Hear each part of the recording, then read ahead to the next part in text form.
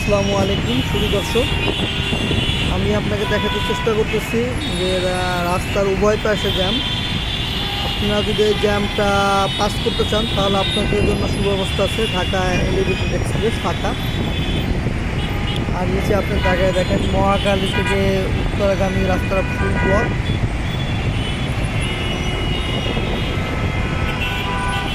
আর আপনার বনানী থেকে গুলিস্তানগামী রাস্তা যেটা এই যে হাতে এটাও কিছুটা রানিং।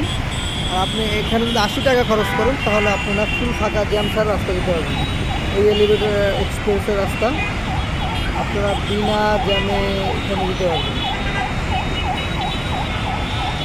যারা আপনারা অল্প দ্রুত সময় যেতে চান তাহলে আপনারা এই ঢাকা এলিভেটেড এক্সপ্রেস ব্যবহার করতে পারেন।